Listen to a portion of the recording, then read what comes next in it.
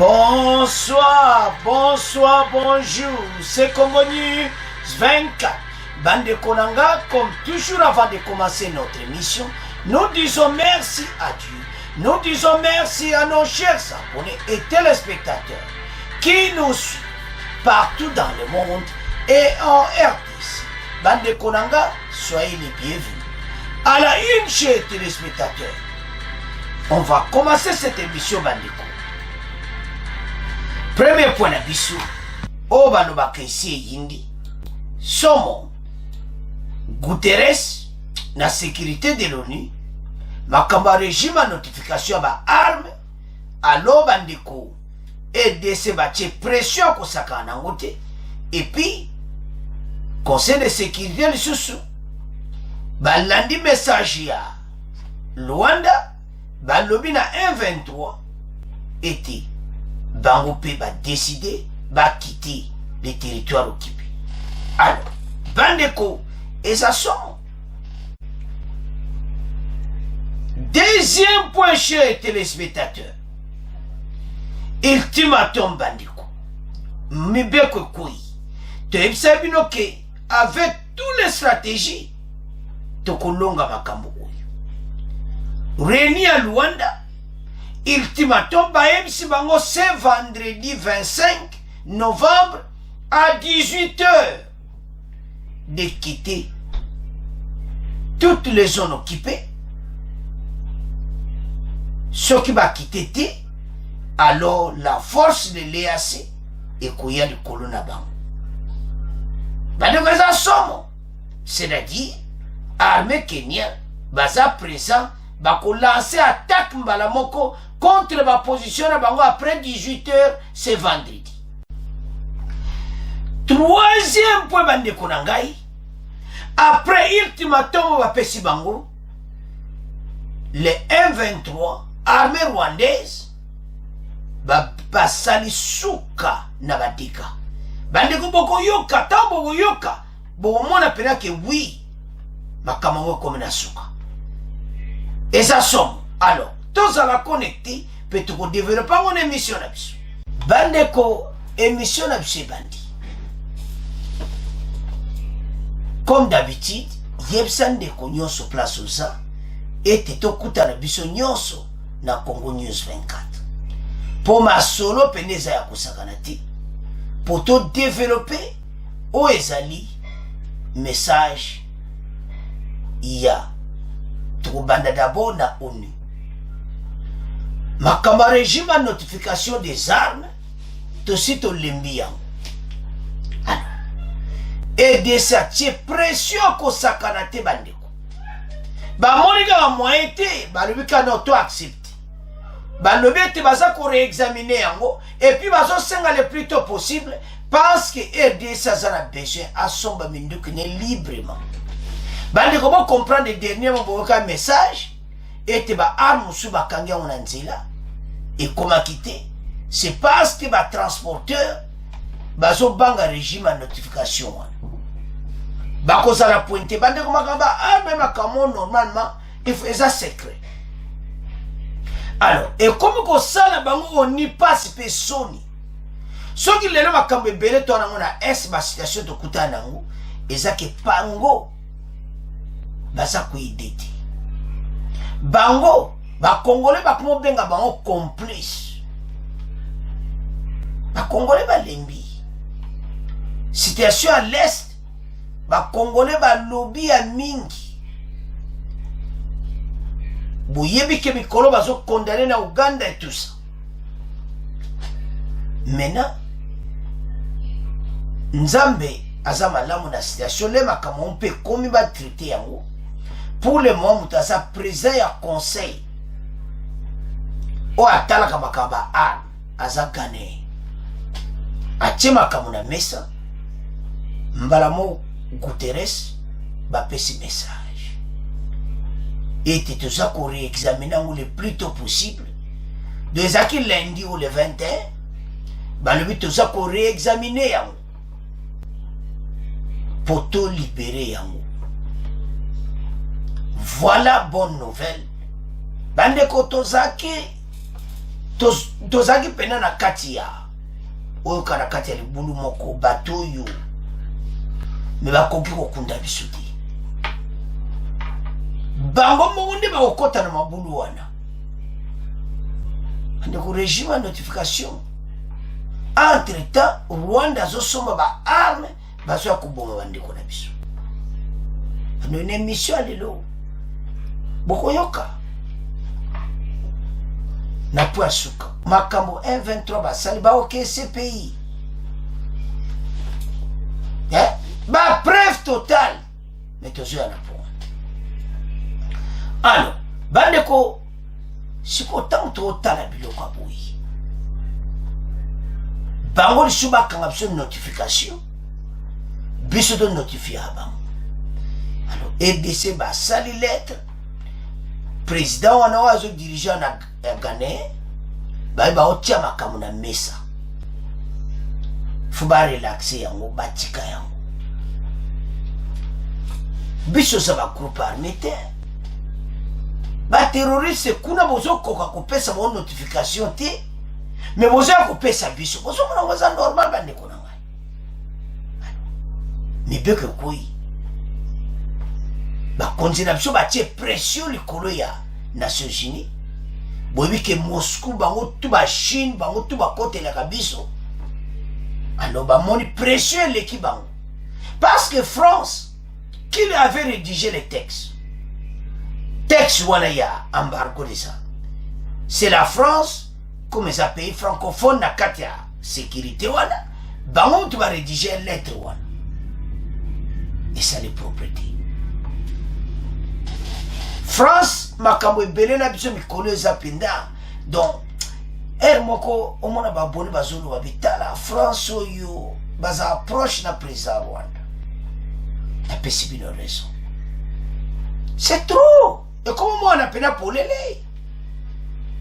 régime ya embargo totanga yango bon to continue mission na biso donc makambo efesi là et yindi na ONU sur le régime de notification des armes bandeko message ya ONU wana deuxième partie o apesi 123 toujours na message na ba parce que ezasomba.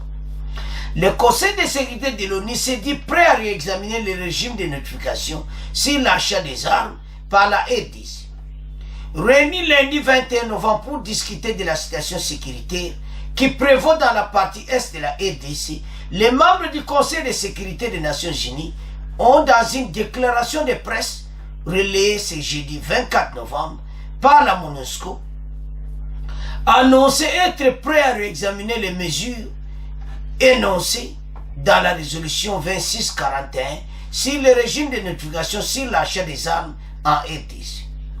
Les membres du Conseil ont réaffirmé leur ferme attachement à la souveraineté, à l'indépendance, à l'unité et à l'intégrité territoriale de la RDC. Ils ont réaffirmé qu'ils étaient prêts à examiner notamment toute modification, la suspension ou la levée des mesures selon que le besoin, compte tenu des progrès accomplis et du respect de la dite résolution, peut-on lire dans cette déclaration faite par le Ghanéen Harold Adalai Ageman, président du Conseil de sécurité pour le mois de novembre. Présent aux dirigeants dans le mois de novembre à Ghanéen, il est avancé ma soeur Nicolas Messa. Et puis va répondre à la presse jeudi, les lots que va réexaminer. Dans la même ordre d'idée, les membres du Conseil de sécurité des Nations Unies ont condamné la résultance des attaques perpétrées par les terroristes du M23 dans la province du Nord Kivu, qui selon eux aggravent les conditions de sécurité, la situation humanitaire, rend la région instable de ces faits. Il a été exigé de M23 par le Conseil de cesser immédiatement les hostilités et avancer sur le terrain tout en se retirant des zones qu'il maintient sous occupation. Voilà la citation. Bakite na bazone wana nyonso. Bango pe bapesi. Alors, toyoka conseil de sécurité de l'ONU bongo to développer masolo na biso parce que bato yo ba arme ne bozomona wana bandeko ba arme oyo biso to sombi monsieur kangame na nzila ba roquette boto sala musala kitoko contre bato bazonyoko na biso o bazobuma peuple na biso arme na biso mwajo ba roquette na exact. Voilà la situation. Alors maintenant embargo lettre à notification bandimba réexamina nzamba malamu parce que Ghanéa ça. Alors tolanda bon to continuer mission na biso. Pour la même lancée, le Conseil de sécurité de l'ONU condamne fermement la reprise des attaques de rebelles du M23 au Nord Kivu, dans l'est de la République démocratique du Congo, et les avancées du M23 vers la ville de Goma et dans d'autres zones, aggravant l'instabilité dans la région et exacerbant la situation humanitaire actuelle. Dans une déclaration à la presse publiée mardi soir, les membres du Conseil ont exigé la cessation immédiate des hostilités et de toute nouvelle avancée du M23 et son retrait de toutes les zones occupées. Grâce à Mzati pour plus de détails. Dans leur déclaration, les membres du Conseil de sécurité ont souligné les engagements pris par la région dans le cadre de l'accord cadre pour la paix, la sécurité et la coopération pour la République démocratique du Congo et la région de ne pas tolérer ni fournir d'assistance ou de soutien de quelque nature que ce soit aux groupes armés. Ils ont ainsi appelé à l'arrêt de tout soutien extérieur aux acteurs armés non étatiques, y compris les M23. Sur le plan humanitaire, les membres du Conseil se sont déclarés profondément préoccupés par le nombre croissant de personnes déplacées et des réfugiés et ont appelé toutes les parties, en particulier les M23, à permettre un accès humanitaire sûr, rapide et sans entrave à ceux qui en ont besoin et de s'abstenir de toute violence contre les civils. Ils ont appelé également la communauté internationale à accroître son soutien au gouvernement congolais pour faire face à la crise humanitaire. Les membres du Conseil de sécurité ont réitéré leur soutien aux efforts régionaux déployés par les chefs d'État de la communauté de l'Afrique de l'Est dans le cadre du processus de Nairobi et par le président angolais pour rétablir la confiance, résoudre les différends par le dialogue et trouver une paix et une sécurité durable. Et puis, Bandeko, tolandi biso nyonso ke makamuya basengi M23 bakite bango pe basengi ozomona sikoyo bato nyonso batie biso na mobulu ya mingi ONU aza epa na biso mais eza lokola mbele ya mino mibale mais toloba na likambo ya baletre ya embargo baletre ya embargo nde totanga eza ke edesa koko kosombaka biloko te bayebisaka bato l'ennemi aza na plan na biso nyonso ayeba arme tosombi ayebi oyo toza nango donc bango mo babimi mpene mabe to na asi na baletre oyo gouvernement bakomi parce que etie mobulu mpenza oyo balobaka eyindi na kati ya Nations Unies bareexamine mpe barelaxe yango ekomi ta batika biso libre tosoma minduka biso tolingi toza pays indépendant parce que bamona eza injustice tozobunda na Rwanda zosomba ba arme biso tosomba te. Voilà la situation. Bandeko problème otozana ngweza munene. Donc situation oyo ba Congolais totelema. Mboko eza mboka na biso. Soki bakamoto yaka botanga boyoka bo comprendre. Ba perception régime à notification. Bandaka la wana ba kondanaka M23 officiellement te. Lelo jeudi ba yo condamné nde bolandi wana. Ki bazo condamné M23 officiellement. Mais pourquoi pas qu'on condamne Rwanda? Zomona. Bozo condamné Rwanda te kaka M23. Mais M23 zabango. Situation de vivre, on y a un problème sérieux parce que les Congolais ont un complexe. Alors, quand on est directement à point, lettre à notification est longola yango. Parce que quand on a arme na biso, quand on a arme makamote, il faut ça secret. et j'en suis sûr ba yebete bazara problème sérieux. Alors wana ezalaki première partie ba bango pe ba lobi sur makambo ki 123 ba quitter tout ça to landi biso nyonso. Notification kalate to pesi yango revoir et de sa somme ba arme ndinga lingi. Ba ndeko précieuse e makasi soko esimbi eza parce que moto aza en tête nango eza gagné. Ba tie pena pression na kati ya conseil de sécurité parce que ba français moto ba redia pe texte yango France makambo osala biso ekoyebana. Maintenant ba moni moyen te ba lobi ke toza ko réexaminer yango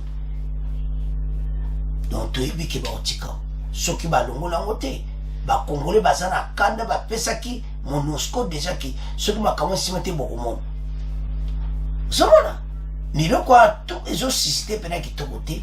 Alors toi assure et o bakati lelo donc semaine prochaine to ko suite et ba relaxer yango batiki et de sa somba arme de yalingi. Alors voilà ça qui premier point comme que na deuxième point bandeko deuxième point ultimatum de Luanda mibeko kwei toyebi ke to lomona ngo lokola théâtre ba décida kana ba on me cesser le feu à la kati mais oyambala oyi boyebi poani président Uhuru Kenyatta baza pena proche makasi na fachi président wa sécurité mais Uhuru Kenyatta penda alingi fachi mingi. En tout cas présence na yeto yebi ke jouer penaro yango bomoni président Rwanda akimi na Luanda balobi cesser les faits ba quitter ba territoire nyonso occupé immédiatement Bunagana Kiwanja Ruchito partout place ka baza ba bima bazonge pa bazalaki bon total la dossier wana. Alors bande ko longo za kitoko zani pourquoi la zomona on keza kitoko ba pesi heure date na heure donc ba congolais nyo so zela date wana demain donc toloba bo ba ota l'émission lelo vendredi bo ba ota la jeudi ezalobi bo ba ota l'émission lobby vendredi donc vendredi le 25 c'est vendredi 25 novembre à 18h. Bah, et ça officiellement publié, monde entier bayoki, donc à 18h, va quitter les territoires occupés. Wana, sukoya ayokate, bah lobby vendredi à 18h. Armée kenyenne bazo lancer offensive na FARDC sukoi na likolo. Ba yebisi bango ke ba pesi date na heure ba quitter ba territoire wana armée kenyenne na FARDC bazo kene ko remplacer na ba place wana nyonso. Ba kene ko examiner ba dégâts nyonso place wana. Armée na biso ba kozala wana na armée kenyenne ba okene na Kiwanja.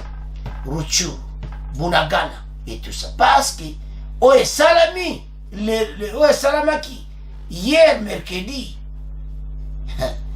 wana poisuka. Et ça somo. Makamu 123 basali. Bande boko yok boyebi ke toyeka bino ba preuve. Et tout ça passe. To avancer. Maintenant bango de bazawana ba yebison c'est vendredi à 18h ba quitter ba territoire nyonso occupé. Soki ba quitter ti vendredi à 18h le 25 novembre ba force EAC ba koya ko déloger bango. Par force mindu kezolela ba sukoi na likolo bazana problème sur lui. Mbala ono ko ba pesi date na ba ndeza ka lobby. Et ça va vendredi. Soit so, l'émission vendredi. Donc ça vendredi le 25 à 18h heure d'ici. Bah ça a un problème sur lui. biso tokozela ngo penza. Émission ya vendredi na pokwa kozanga te parce que o balobaka somo tokoyela bino ba vrai benfu. Totanga ultimatum bongo toyoka pe ultimatum bongo to avance. Sommet de Luanda, la force régionale va pousser les M23 à se soumettre en cas de refus de se dégager et libérer tous les territoires occupés. Agression rwandaise à l'Est, le Rwanda signe l'accord de cesser les faits immédiats. Ministre des Affaires étrangères a signé immédiat le M23 à partir de ce vendredi. En Angola, à l'issue d'un mini-sommet tenu ce mercredi 23 novembre, le Rwanda a signé un accord de cesser les faits immédiats pour mettre un terme aux hostilités de ces supplétifs terroristes du M23. Ce vendredi 25 novembre à 18h, tout ce qui heure, dans tous les théâtres, les territoires théâtres de combat entre les FARDC et ces terroristes. Donc, le territoire en Agnonso, c'est vendredi. Alors, ce vendredi à Luanda, sous l'égide du président angolais Joao Lourenço, le chef d'État de la RDC, Félix Tshisekedi, Rwanda, Paul Kagame, représenté par son ministre des Affaires étrangères et du Burundi, et président en exercice de la communauté des États de l'Afrique de l'Est, Evariste Ndayishimiye est présent. L'ancien président Kenya, Uhuru Kenyatta, présent. Présent, ont accordé un ultimatum de 48 heures aux terroristes du M23 de se retirer de toutes les zones occupées dans le Nord Kivu. C'est-à-dire le vendredi 25 novembre à 18h. Selon le communiqué final de ce sommet, les chefs d'État ont enjoint aux belligérants qui continuent de mener leur offensive pour la conquête de leur position initiale à Sabinho du côté de la RDC, conformément aux conclusions d'une réunion extraordinaire des États-majors généraux armés de l'EAC le 8 novembre dernier, tenue à Bujumbura pour le contrôle de la force régionale et mécanisme ad hoc en collaboration avec la MONUSCO. En effet, souligne ce document, le repli du M23 dans ses positions initiales de Sabinho du côté de RDC pour ne plus se mouvoir au-delà de la ligne des villages de Bikega, Bukusa, Nyambikona, Mbuzi, Rushiro et Nkoke devrait permettre au Kenya de déployer ses contingents d'abord à Goma et ensuite à Bunagana, Rutshuru et à Kiwanja. Par ailleurs, ce document précise que si le M23 refuse de s'engager et libérer tous les territoires qu'ils occupent actuellement, les chefs de l'État de l'EAC instruiront la force régionale à faire usage des forces pour les pousser à se soumettre. À quelques heures de l'expiration de ces délais, les belligérants n'ont toujours pas réagi. Le jeudi n'a pas réagi. Il convient toutefois, dans la capitale angolaise, les chefs de l'État avaient déjà signé une feuille de route exigeant cesser les faits des terroristes. Oyo basalaki liboso basalaki. Oyo mbala oyo ezasom. Wana bokopesa moto fotiki. Alors, toyoka ultimatum. Bon, on continue mission. Mesdames et messieurs, bonjour. Cessez le feu le 25 novembre à 18h demain donc.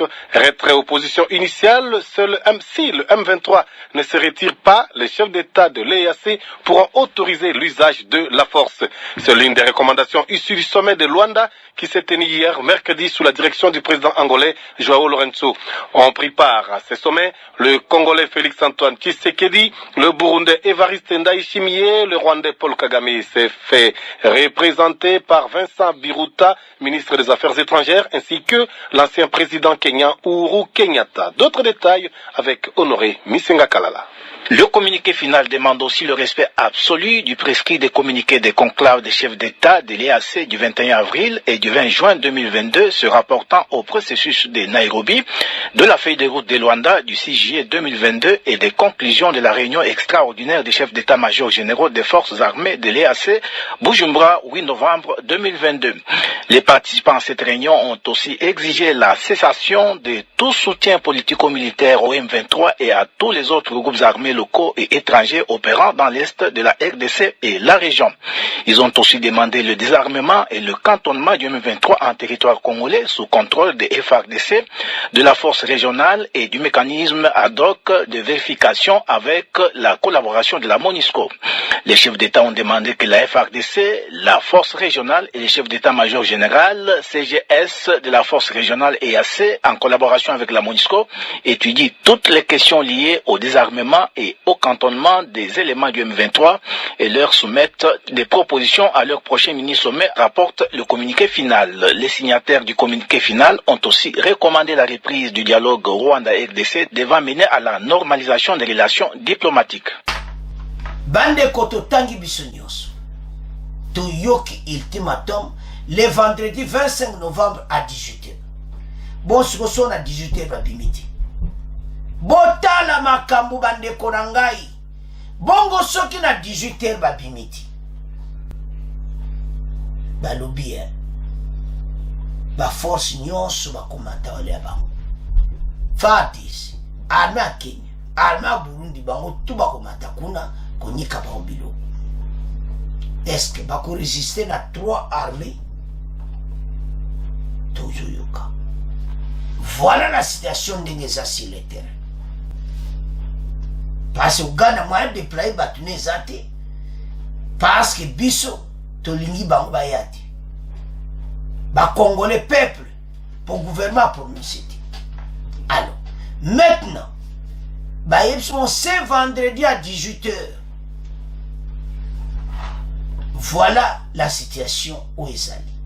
Bandeko, l'heure est grave. Ba yebisi bango ba kiti ba kende place au bazala ki soki na sama boulot soki wapi bazonga kuna. Et maintenant arme Kenya ba kende na ba place wana na arme na biso donc bango tout pour ba kotika arme Kenya yemo ka kende ti FARDC fo bino bo kende place au tout bango bazala ki botala o ba dega basali na MONUSCO bango tout na batoya bateko bazana ba problème sérieux parce que ba enquête kozala bato ba okanga ba okese pays tozo na 3e point. Alors maintenant soko tali situation où eza situation mo pena mobulu ezo senga ete biso nyonso tozala sa passe tango ekoki parce que bakamo biso tout le monde kaka voilà te eza ba théâtre mais yambala oyo eza théâtre te ezo mona clairement ete le 25 novembre bazokite. Alors maintenant ba congolais bele ba lobotozela a ozolo batozozela mais ngabela zozela le de vendredi oyo kakalo so ta l'émission vendredi donc c'est vendredi 25 à 18h makambo za minene yambosanga te na pourquoi le vendredi na pourquoi na 18h cause après wana émission spéciale les retraites tout le monde a ba retraite on des salama bon siko so le salamité ba nous a problème parce que ba sala ba loba lobé salamati mais oyo ndenga na moni ba pesi na date na heure la présence ya présent Uhuru Kenyatta eza ko jouer rôle moko important bandeko dazo bango tunga na côté la bangote mais présent Uhuru Kenyatta na moni moi motema naza ko fond présent Kenya ndo aza sikoyo ya za différent mais Uhuru Kenyatta penza azaki boy na fachi yewa ke na lem ne ba bengana ki ma 123 po ba isomba bima na territoire wana occupé ba bima na Bunagana balinga kiti. Voilà la situation tozanango sikoyo armée rwandaise armée ona ndeto ba Uganda bande ko zomona Uganda bilongi mawa mayele sili Uganda président Ugandais na président ya Rwanda bakop na bona kati ya mayo wow yeba ke président na bango mwisa ya zaza do président Rwandais na président Uganda lero basana réunion masole bandi bonyoso mwandi to bima kaka moninga pa le we can do it, let's just leave. Yeah, leave back in where place batindi bino place uzana kata mabulu boke ano bandeko bakende bako vérifier tout bamona ba dégâts bango basali tous ces dégâts ezama kama kusakana ti situation oyo bandeko eza situation munene ekosila boita parce que pourquoi tozolo baki makambo esiliti bango nde bakobima wana kuna na Kenya eza PDDRC so bango bakolinga PDDRC pour moi le problème est ça. Donc comment on appelle les 25 awa? Oui, bah bimi baki. Mais bah ça n'a pas encore. Bah déguisé dans quelque part dans kata boulot. Wow. Bobo rata soko imoye ni kama boulot pour ba batami. Bah on parce que boye soba kene so Rwanda Uganda ba bungaka. Mbele ki ba limwa kana ba. Mais ba zalaka na ba muka. Mena bango batiki. Sikoyo bakende kuna na Nairobi bokota PDDRC bango bakolinga pour ba condition na bango ba pesa ki jamais na EDC kolika ba généraux na bakota na famille c'est ko simbati ya tolo makambo isiliti chi wewe jamais ko accepter yango ba esa fachi mbango ba wokota wati bonchwa ba généraux so ba Rwanda na kati ya army eko simbate kwa ba condition na bango et maintenant ba bimisa ba na force pour nani parce que bango faut ba bima sans condition. On peut pas négocier avec les terroristes, faut ba yoka mais to comme ça va konzi malgré pression ba komi na pembe na Goma ba komi boye présent télémika na position wana. On ne peut pas négocier avec les terroristes. Mais quand les ce sont des terroristes. Il ne faut pas négocier avec les terroristes. Mboso bena so solo bango. Ozo wa bena do boa kala bango pena ya obino kamut. Président Assemblée nationale. Ya funda na Uganda. Ya banga anete na Uganda iboza na kati. Alors, dossier Uganda koyana. Mais ba konzi balingana na makambo ipoto ko bena des dossiers. Eba na oke bango ba. Yo ase ba konzi ba ebiti. Mais ba ko benda les deux dossiers ensemble ko même yo moko muto sala makambo. Ba mono sagesse les refait ça. To jouer na makambo ici là. Armée nationale mikolo ya ikoza makasi. Alors bande ko voilà les dossiers. Problème est ça mon nene pourquoi to soloba? Parce que bateau yo toze la vendredi yango babima bakende pe DDRC yango oyo ke zongi me lero aso de suite au 26 masolo lettre à notification bazo bunda basilisa yango na bato oyo totiaka ba satan de kota bunakana wana nyonso ozo komekaka satan de ameli emela kai ba bombo wana satan de o Russie basali eza somo. Alors gouvernement osoma minduki ya makasi tant batoka bazobima bo planter tout bo bloquer nyonso puis wana ko koma faire masu. Alors situation tozana ngo eza situation ya kosaka na ngote et la situation monene toyebi te ndeni nanu ekosila parce que bango bazomona ke baza na force na bango Rwanda apeso menduki ya makasi metene kosukela bandeko eza so. Alors c'est à ce point tokomo clôturer deuxième point tokomo kena troisième point. Chers téléspectateurs, eza somo pourquoi tosoloba boyi barebel makamba sali bandeko soko yoki bango armée rwandaise M23 ba rwandais makamba sali parce que za ba rwandais nino anyonso eza tutsi M23 wana makamba bango basali après décision à Luanda ne ana moni ki décision eza ya solo bandeko kosakana te boyebi to reporte tala émission à lobby à Kisheshi bazaki na bitumba na FARDC na village wa bitumba ezalaki eloni basali comme côté population FARDC en tout cas boyebi ka ne ba système en il faut que se retirer parce que population akukufa bango baye na Kisheshi makamba sali na Kisheshi bandeko et ça somme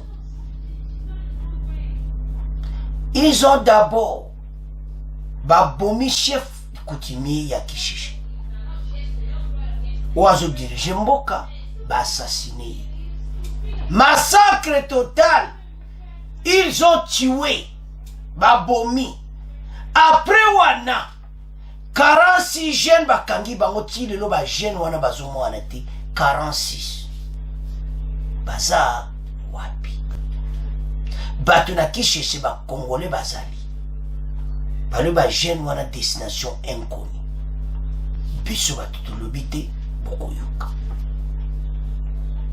ezo salamawa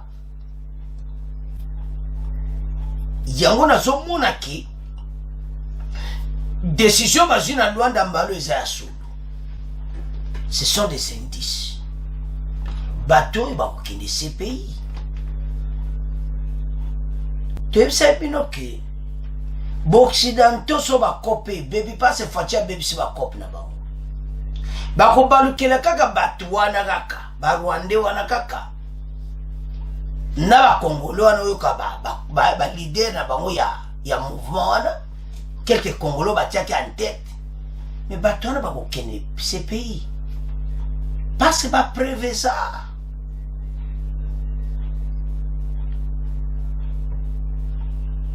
C'était hier mercredi. Il y a un tiene bapesement délai à 18h ba quitté. Alors 18h wana eza somo so ba quitté ba komona makambo na bango. Voilà ce qui va se passer le vendredi après 18h, offensive directe. Parce que armée a kenda lui bango ba kokendi. Ba komana na Rutshuru centre. So 18h le bête ba kebayo ka résistance. Après ba kenda Kiwanza, Kisigari, Rimangapo, ba kote wana nyonso ba otabayuka FARDC na bango. Ce qui résistance a biloko monte bandi. Et loko batiango rapide c'est parce que baso bandeko kaka après annonce wana mercredi babani ko boma batu na Kisheshi. Donc oyo kaka ko boma totanga moto yokaya. Boyoka oyo RDF M23 basali après décision à Luanda de quitter vendredi le 25 novembre. RDF 23 bientôt à la CPI. Boyoka massacre au village de Kishishi. Mercredi 23 novembre 2022. Badeko, ezo sala somo parce que comme on a Makamaboui, des tirs ont été entendus la matinée du 23 novembre au village de Kishishi. Environ 3 km du chef-lieu du gouvernement de Bambo, chefferie de Bouto au nord Kivu. Alors, bitumba ya kosakana te ne bozoma leader ya bango ye wana o ba remplacer. Est-ce que même yende ngaza même aza utu rwande ye wana ne koti mokonzi na bango ye wana na général na bango ye wana make bazo tambola balobi to boto le village do bango ba chef badeko bato yo mayele sili bango. Ils ont d'abord kobomana chef à village. Badu ba jeune belé baza kumo anate. Bon talaka ba face ba photo tout entier. Bon comprendre kaka. Non, ce n'est pas possible.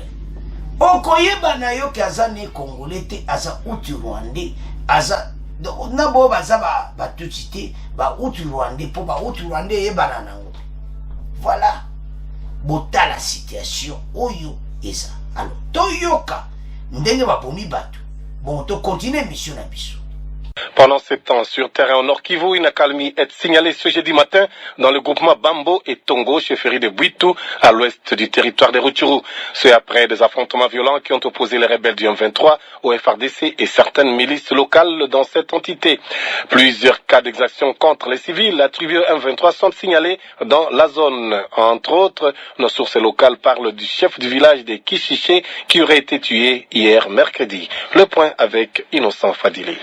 Le village de Kishiché, dans le groupement des Bambo, est aussi occupé par les rebelles du M23 après les affrontements hier mercredi contre les FRDC et certaines milices locales, affirment les sources civiles locales. Selon quelques notables locaux joints dans l'entité, au moins 46 jeunes ont été arrêtés par les rebelles au motif qu'ils ne disposent pas de carte d'identité au niveau des Bambo et Kishiché. Jusqu'ici, ils restent introuvables. Ces sources ajoutent aussi que les rebelles auraient aussi tué le chef du village de Kishiché. Dans les groupements voisins des Tongo, des violents affrontements ont été signalés vers les limites entre cette entité et le groupement des Bishusha. Dans cette partie, nos sources parlent d'une prise des deux villages, Rusekera et Muhindo, par les rebelles du M23. Du coup, les groupements des Bambo, Bukombo et Bishusha se vident d'une partie de leurs habitants. Ceux des Bambo prennent la direction nord de Kibirizi, alors que ceux des Bukoma, Birambizo et Bishusha continuent d'arriver à masse, à Kichanga, Mweso, et les autres vont vers Nyamituga. La crainte de voir l'ennemi avancer vers Bishusha et Bachali, du côté sud-ouest des Tongo ou vers Nyanzale et Kibirizi, côté nord des Bambo, continue à inquiéter, disent nos sources. L'heure est grave. Tolandi. Et puis le Kwaboui. Et ce Salamawa. Babomi. Bachiwe Batu. Babana na chef du village. Après, il y a des disparus. Il y a des gens bazomoanati.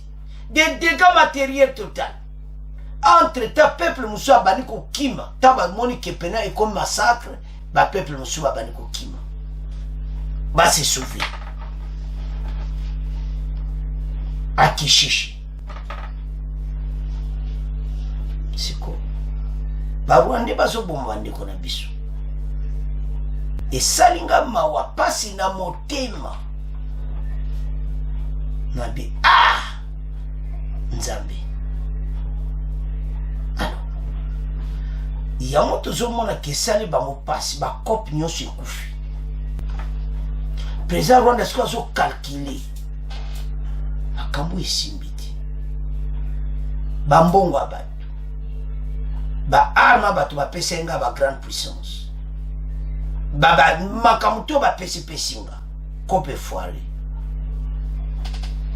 e kwa ko simbati facha lekiri bango mayele pozo mona teka na makamonyo soto ke ya pam toza luka peuple se sauver kaka bobima sobo ba yena mboka na bobima passe ba yebi ke bazoboma.